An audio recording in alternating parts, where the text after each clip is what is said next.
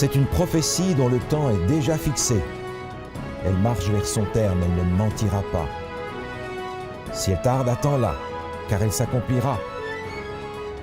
Elle s'accomplira certainement.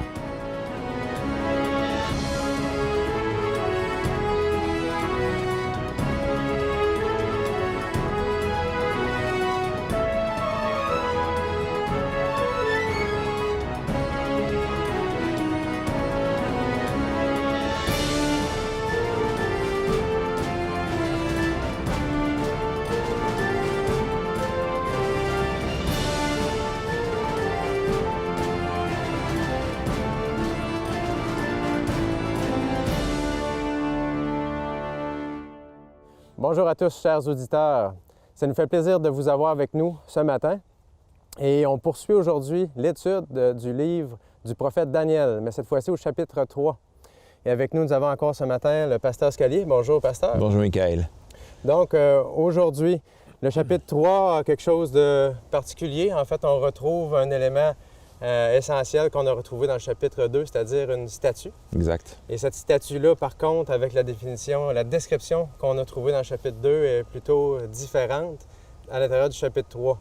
Et en même temps, le personnage, on peut dire, principal, le prophète Daniel, n'est pas présent à cette histoire-là. Par contre, il y a des nouveaux personnages qui sont là, ce sont ses amis. C'est juste. Donc, qu'est-ce qui se passe un peu dans cet début de chapitre 3?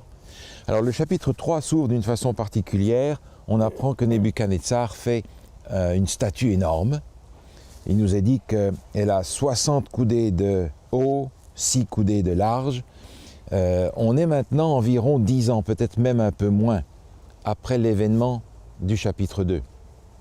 Nebuchadnezzar a continué à penser à cette affaire de statue et aujourd'hui il veut défier ce que la vision lui a indiqué à son sujet. Il n'aimait pas la vision qui lui a été donnée. Mais non, parce que Daniel lui a dit « tu es la tête d'or ». Mais lui, ça ne lui convient pas, il veut être tout entier en or. Jusqu'aux orteils. Il veut montrer par là que son royaume est permanent. Son royaume ne va pas juste durer un moment et être remplacé par un autre. Cette idée ne lui convient pas. Donc il veut ici défier la statue qu'il a vue au chapitre 2, défier Dieu, défier autrement dit le royaume permanent de Dieu parce que la statue va éclater au chapitre 2. Lui, il va en faire une qui est toute en or, de haut en bas, pour montrer que son royaume est absolument permanent. Cette statue est intéressante parce qu'elle est très haute, elle est probablement montée sur un socle, et il n'est pas impossible que Nebuchadnezzar ait son trône au sommet de ce socle, au pied de la statue. Et on est intéressé par la mesure. C'est énorme, c'est environ 30 mètres de haut. 30 mètres de haut par environ 3 mètres de large, c'est ça, quelque chose comme ça. C'est ça. Donc cette statue est posée sur un socle probablement. Et le chiffre ici est intéressant parce qu'on a 60 et on a 6. Babylone avait un système sexagésimal pour compter. Okay. Et ce chiffre 6 est caractéristique de Babylone.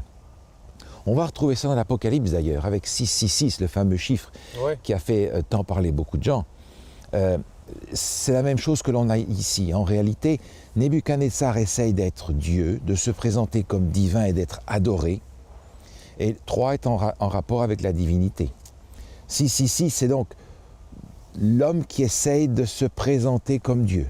Okay. Et c'est exactement ce que Nebuchadnezzar est en train de faire. Ça, c'est la raison pour laquelle on se questionne parfois pourquoi tant de détails dans la Bible. Là, on a des mesures. Bien, la raison de pourquoi ces mesures-là, c'est ce que vous venez de nous présenter. L'homme veut se mettre à la place de Dieu. Exactement. Au chapitre 2, à la fin, il nous était dit que Dieu va susciter un royaume qui ne sera jamais détruit. Okay. Le mot apparaît une fois au chapitre 2. Okay. Au chapitre 3, il apparaît 8 fois. Comme si Nebuchadnezzar voulait véritablement être celui qui va susciter ce royaume permanent, mais c'est lui-même. Et puis les autres détails. On sait par exemple qu'elle est dressée dans la vallée de Dura. Oui, oui. Et Dura, c'est une vallée qui est tout à fait identifiable aujourd'hui. Elle se trouve à 5 km seulement au sud de Babylone. C'est un grand espace et ça pourrait être un des endroits possibles pour la construction de la tour de Babel. Quand on se réfère à Genèse, chapitre 11, où l'histoire de la tour de Babel nous est racontée, on apprend qu'elle a été construite dans la vallée de Shinéar. Et on pourrait imaginer que ces deux lieux soient identiques. On comprend maintenant ici pourquoi le lien entre la tour de Babel et les événements du chapitre 3 sont absolument importants, parce que c'est la même mentalité, c'est le même état d'esprit, c'est la même intention. Donc, le texte nous parle d'une grande cérémonie. Donc, le roi fait venir tous ses gouverneurs de tout son empire, les place devant sa statue, comme vous l'avez mentionné, pour un peu serrer la vis, comme on dit ici, leur montrer qui mène. C'est ça. Et là, ensuite de ça, on regarde vers le roi et on se demande, est-ce qu'il n'est pas un peu mégalomane? Est-ce qu'il y a aussi une autre idée derrière la tête? Absolument, il a une idée religieuse très précise. D'ailleurs, on se souvient qu'à la fin du chapitre 2, le royaume de Dieu avait détruit tous ces royaumes-là et s'étendait sur le monde entier. Nebuchadnezzar ici rassemble pour lui le monde entier, c'est-à-dire son empire, toutes les nations qu'il a soumises doivent être représentées là. Donc il veut véritablement remplacer le royaume de Dieu ici. Et on se rend compte qu'il va faire jouer à la musique un rôle particulièrement important. Il y a toutes sortes d'instruments qui sont là utilisés, des instruments très forts. Et on remarque que c'est la musique qui va conduire ce culte qui est véritablement réalisé ici. C'est un culte de masse, c'est une religion de masse, c'est une religion forcée, c'est une religion imposée. Et de cette manière-là, on a quelque chose d'intéressant ici, c'est l'utilisation de la musique. OK. La musique joue un rôle vraiment important. Essentiel. OK. C'est la musique qui va diriger toute chose.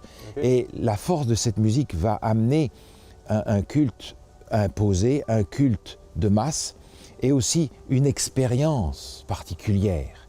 C'est la musique qui va donner le ton, si on peut dire les choses comme ça. Okay. Une musique forte, une musique qui dirige, une musique qui conduit. Et on a là un contraste important avec la musique biblique. Okay. Dans le deuxième livre des Chroniques, au chapitre 29 par exemple, Dieu va donner des instructions aux prophètes à transmettre au roi David pour qu'il construise des instruments particuliers pour le culte de son temple. C'est le luth, c'est la harpe, des instruments très doux. Ben oui. La cymbale, la trompette et le chauffard, qui est donc la corne de chèvre transformée en trompette, sont des instruments qui sont utilisés pour marquer des temps différents dans le moment du culte. Okay. Mais le culte de la Bible est un culte très doux, très paisible. Ce n'est pas un culte qui amène à l'extase, qui amène à l'excitation et qui peut amener par conséquent aussi à la manipulation.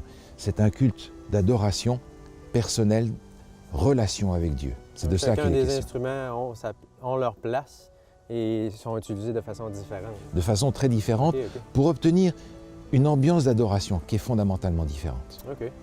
Donc, si les gens refusent d'adorer la statue, ils sont jetés au feu, c'est la peine de mort. Donc, on parle d'intolérance religieuse et c'est pas la première fois qu'on entend ça durant l'histoire. Oui, tout à fait. D'ailleurs, Nebuchadnezzar a cette habitude de brûler ceux qui sont en rébellion, comme les Assyriens le faisaient d'ailleurs avant lui.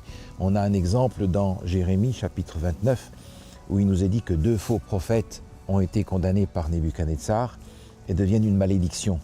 Et il est dit que l'Éternel te traite comme Sédécias et comme Akab, que le roi de Babylone a fait brûler vif.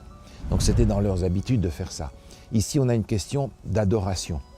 Et l'adoration ne peut pas être imposée, elle ne peut pas être forcée. L'adoration, c'est une relation. Le mot relier et religion ont une même racine. La religion doit nous relier à Dieu. Elle ne peut nous relier que par une relation d'amour, de révérence, d'admiration. Ça ne peut donc pas être forcé en aucune manière.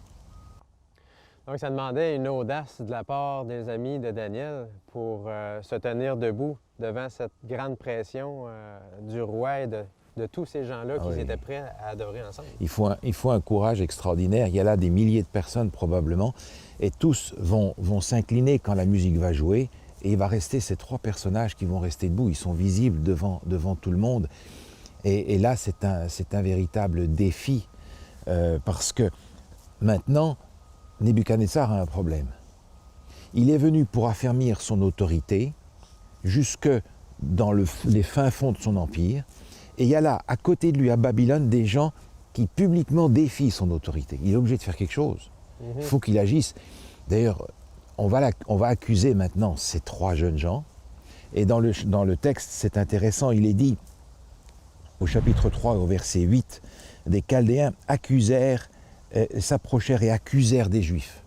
Et le mot qui est employé ici, c'est le mot manger. Ils ont mangé les Juifs, ils les ont dénigrés en disant, voilà, il y a des gens qui sont près de toi, qui sont des prisonniers de guerre, qui ne t'obéissent pas. Ouais. Alors, Nebuchadnezzar les appelle, et la réaction est intéressante. Il ne va pas les jeter dans la fournaise tout de suite. Il va leur dire, mais vous n'avez pas fait exprès ou bien? Est-ce d'une manière délibérée, Shadrach, Meshach et Abednego, que vous ne servez pas mes dieux? Il leur donne une deuxième chance. Et ces gens ne vont même pas prendre la deuxième chance. Ils vont dire, mais nous n'avons pas à te répondre là-dessus. Et le texte au verset 16, qui est leur réponse, est extrêmement fort. Nous n'avons pas besoin de te répondre là-dessus. Voici notre Dieu que nous servons peut nous délivrer de la fournaise ardente et il nous délivrera de ta main, ô roi. Sinon, sache que nous ne servirons pas tes dieux et que nous n'adorerons pas la statue d'or que tu as élevée. Et ça m'amène à poser la question, où étaient les autres Juifs? Est-ce qu'il y en avait seulement 3?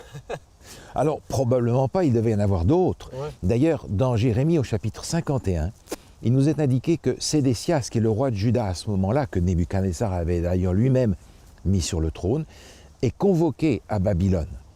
Et on comprend que ces deux événements coïncident. Autrement dit, Sédécias est là, le roi de Juda est là, les chefs de Juda sont là, et ils vont tous, eux, se prosterner devant la statue, sauf les 3. Donc ils vont donner un témoignage, non seulement devant tous ces gens qui ne connaissent pas Dieu, mais devant leur propre peuple, leur montrant ce qu'ils auraient dû faire eux aussi. Ouais. Donc l'enjeu est ici extrême, et on découvre que Nebuchadnezzar, dans cette situation-là, commence à être rempli de fureur. Il perd le contrôle. Sur quoi Nebuchadnezzar fut rempli de fureur, changea de visage, et il va faire lier les 3 et jeter dans la fournaise ardente. Ce qui est intéressant, c'est que les soldats qui vont les porter dans la fournaise ne vont même pas pouvoir approcher, ils vont être tués par la chaleur avant même d'approcher de la fournaise. Parce que le roi l'avait fait chauffer. 7 fois plus, avait-il dit. 7 fois plus, alors c'était tout qu'un feu de camp, si on peut dire. Oui.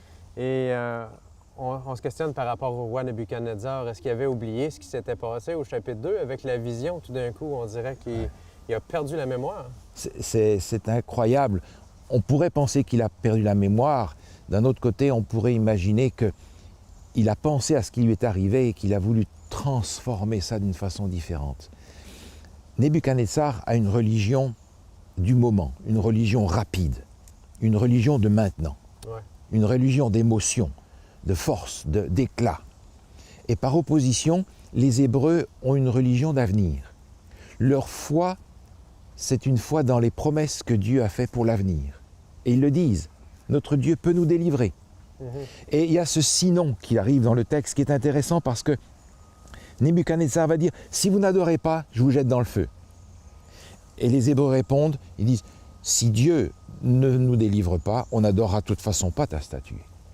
Il y a ce texte qui se répond ici et qui montre que les 3 Hébreux reprennent le roi là où il est et lui montrent une foi tout à fait différente de la sienne.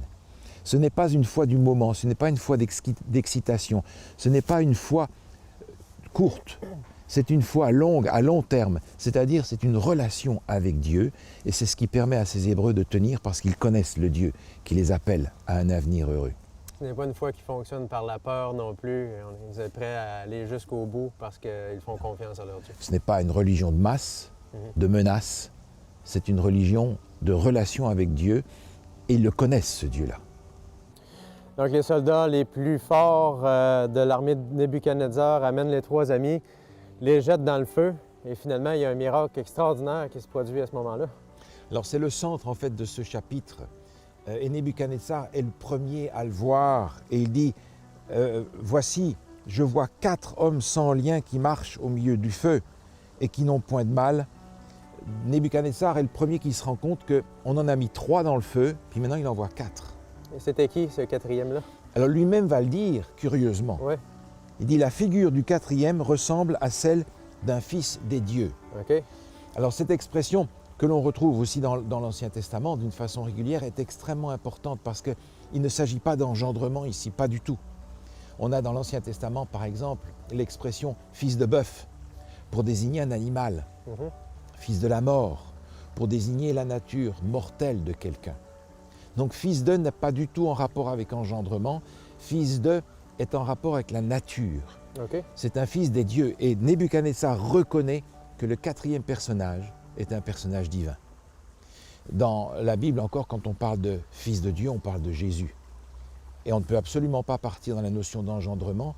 On est en train de dire, d'après les expressions bibliques, Jésus est de nature divine, complète et entière.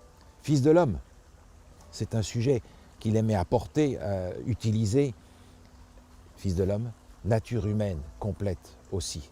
Et c'est intéressant, Nebuchadnezzar va appeler Shadrach, Meshach et Abednego à sortir, mais il ne va pas appeler le quatrième, Ouais. parce qu'il sait à qui il a affaire. OK. Lui, c'est préférable qu'il reste dans le feu. D'après Nebuchadnezzar, probablement. OK. Et justement, en parlant du feu, on se pose la question, pourquoi est-ce que Dieu n'aurait pas pu mettre un terme à cette fournaise ardente, à chauffer 7 fois plus fort que d'habitude? Dieu aurait pu éteindre le feu à mesure que les amis avaient été jetés dans le feu, non? Ah oui, c'est la première réaction qu'on a. C'est tout à fait juste. On pourrait s'attendre à ce que Dieu intervienne, que le feu ne fonctionne pas, etc. Mais ici, on a une image exactement de la manière dont Dieu nous sauve. Jésus qui est venu dans le feu est venu les sauver dans le feu. Il n'est pas venu les sauver du feu. OK. Et c'est une image exactement de l'incarnation. La référence avec Babel à laquelle qu'on a fait tout à l'heure s'applique ici aussi. À la tour de Babel, les hommes voulaient s'élever pour monter jusqu'au ciel. C'est de cette façon-là qu'ils voulaient se sauver. Maintenant, Dieu nous apprend que pour nous sauver, c'est lui qui descend. C'est lui qui vient parmi nous. L'incarnation et la croix sont un exemple frappant de cette manière dont Dieu nous sauve du feu, il nous sauve dans le feu, il vient avec nous, Emmanuel, Dieu avec nous. Donc, si on a des épreuves dans notre vie, Dieu va être avec nous au travers ces épreuves-là, mais n'enlèvera pas nécessairement ces épreuves-là. Dieu avait fait une promesse d'ailleurs, cette promesse dans Ésaïe qui s'applique ici, et permettez que je la lise parce qu'elle est très belle. « Ainsi parle l'Éternel qui t'a créé, ô Jacob, celui qui t'a formé, ô Israël. Ne crains rien car je te rachète. Je t'appelle par ton nom, tu es à moi. Si tu traverses les eaux, je serai avec toi. Et les fleuves, ils ne te submergeront point. Si tu marches dans le feu, tu ne te brûleras pas. Et la flamme ne t'embrasera pas, car je suis l'Éternel, ton Dieu, le Saint d'Israël, ton Sauveur. » En saisissant ces promesses-là, ces jeunes gens ont rendu un témoignage énorme devant toute cette assemblée. Ils ont confiance dans les promesses de Dieu. Et ils ont rendu un témoignage comme ce que l'on trouve dans le livre de l'Apocalypse, par exemple, au chapitre 12, où se trouve là encore une indication de la puissance du témoignage de ceux qui, à la fin des temps, se positionneront comme ces trois hommes dans la situation où ils se trouvent. À la fin des temps, dans le chapitre 12 de l'Apocalypse, il est question de ceux qui aussi seront testés dans leur foi. Et il est dit, « Ils l'ont vaincu à cause du sang de l'agneau, à cause de la parole de leur témoignage, et ils n'ont pas aimé leur vie jusqu'à craindre la mort. » Voilà le témoignage que ces gens ont donné, un témoignage puissant et qui nous rappelle comment Jésus lui-même veut venir nous sauver au travers du feu. Donc, dites-moi, pasteur, encouragez-moi, est-ce que le roi Nebuchadnezzar a finalement fini par comprendre à qui il avait affaire lorsqu'il a affaire à Dieu? Oh, je doute parce que la réaction qu'il a traduit le fait que c'est un homme qui est complètement dérouté. Il est passé par une panoplie de sentiments et d'émotions. Il a commencé dans l'orgueil, la fierté, ensuite il est passé par la colère, il a eu peur comme jamais dans sa vie, maintenant il est humilié, il essaie de récupérer la situation et c'est intéressant, au début il avait donné des ordres en disant voilà, quand vous entendrez la musique, vous devez tous adorer. Maintenant il va dire, je donne un ordre. Après avoir béni le Dieu très haut de Shadrach, de Meshach et d'Abednego, il va dire, voici l'ordre que je donne, tout homme, à quelque peuple, nation, langue ou qu'il appartienne, qui parlera mal du Dieu de Shadrach, Meshach et d'Abednego, sera mis en pièces, sa maison sera réduite en un tas d'immondices.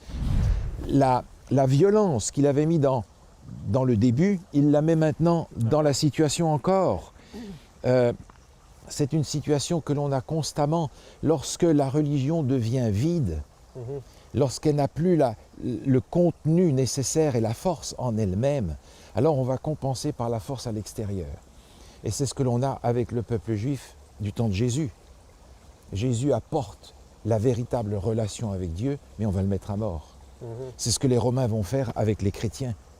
C'est ce qui arrive ensuite avec les croisades, avec l'Inquisition, avec le communisme, avec l'islam. Il va falloir que la religion soit véritablement une relation avec Dieu.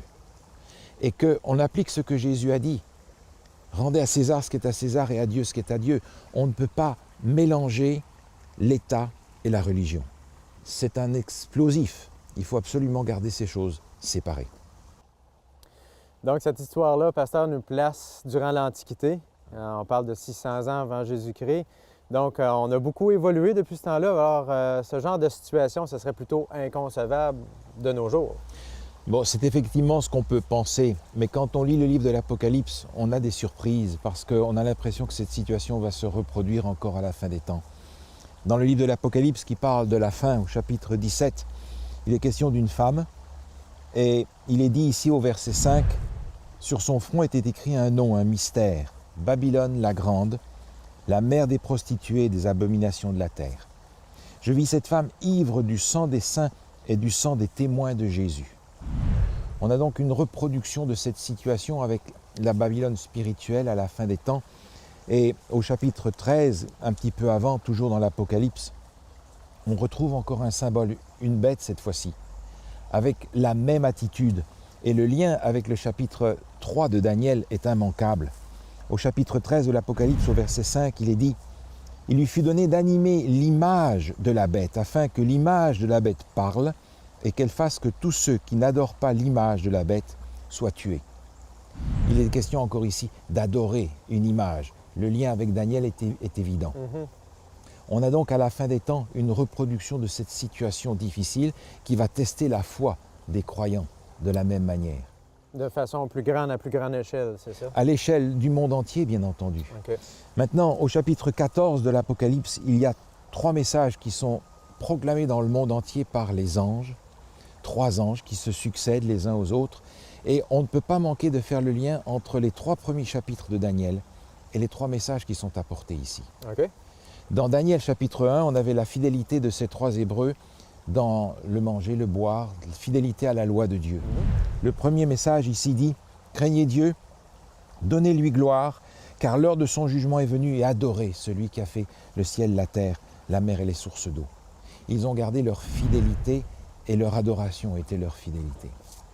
Dans le chapitre 2, Daniel, on a cette immense statue que Nebuchadnezzar voit en vision et qui va être détruite par l'instauration du royaume de Dieu. Et ici, dans le deuxième message, il dit « Elle est tombée, Babylone la grande, l'échec de tous ces royaumes. » Le chapitre 3, c'est Nebuchadnezzar qui demande l'adoration de sa personne et de son Dieu. Et il est dit, au message numéro 3, « Si quelqu'un adore la bête et son image et reçoit une marque sur son front et sur sa main, il boira lui aussi du vin de la fureur de Dieu, versé sans mélange dans la coupe de sa colère. » Là encore, ce message correspond à ce qu'on a vu dans le chapitre 3. Si quelqu'un adore la bête et son image. Il y a un lien entre ces chapitres 1, 2 et 3 de Daniel et les 3 messages que l'on a dans Apocalypse 14. Et je crois que ce message est extrêmement puissant. Pensez un instant. Il y a là à Babylone tous ces gens qui viennent de partout, de tout l'Empire, toutes sortes de peuples différents. Les Hébreux ont été déportés en partie parce qu'ils n'avaient pas été fidèles à Dieu, ils n'avaient pas rempli leur mission de rendre témoignage de Dieu dans le monde entier. Mais quand tous ces gens qui sont venus là vont rentrer chez eux dans tous les coins de l'Empire, de quoi vont-ils parler, pensez-vous? La fournaise. Ils ne vont pas parler de la statue de Nebuchadnezzar, on l'a complètement oublié. On va parler de ce qui s'est passé dans la fournaise et de la fidélité de ces gens qui étaient là et qui ont résisté et que Dieu a délivrés. Autrement dit, la connaissance de Dieu, à partir de là, va se répandre dans le monde entier, dans l'empire entier de Nebuchadnezzar, qui est extrêmement large. Donc, en fonction de ce que vous venez de nous présenter, Daniel et l'Apocalypse sont très reliés. On doit les étudier finalement ensemble. Absolument. Dans le livre de Daniel, comme dans le livre de l'Apocalypse, il y a un thème essentiel qui sort, c'est le thème de l'adoration.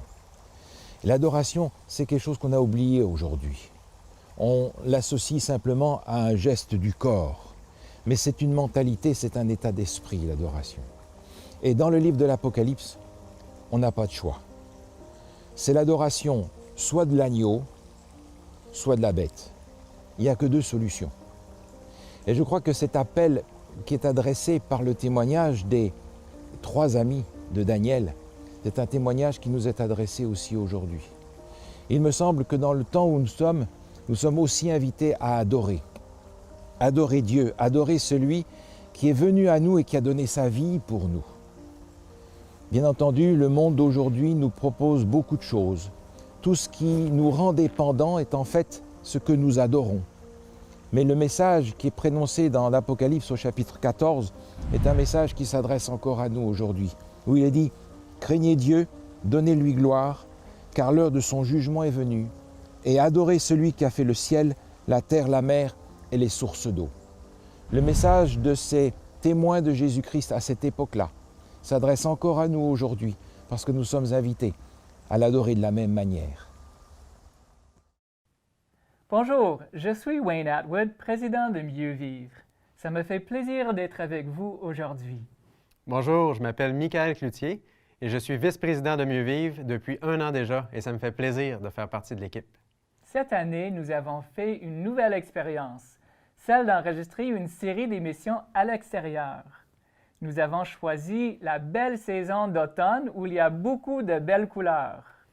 D'ailleurs, ça a été très enrichissant et motivant de travailler en collaboration avec le pasteur Scalier. Depuis 2009, Mieux Vivre produit des émissions qui sont disponibles gratuitement sur notre site Web. Et vous savez, même si c'est gratuit, il y a évidemment des coûts associés. Donc, pour nous permettre de continuer, nous vous invitons à nous soutenir financièrement. Si vous avez aimé l'émission que vous venez de regarder, je vous invite à aller sur notre site Internet mieuxvivre.org. Merci de votre précieuse collaboration. Vous pouvez envoyer vos dons déductibles d'impôts de plusieurs manières. Que ce soit un don unique ou 2 dons mensuels, visitez notre site internet au www.mieuxvivre.org. Vous pouvez nous faire parvenir vos dons par carte de crédit, transfert bancaire, PayPal et même par la poste. Merci de votre soutien.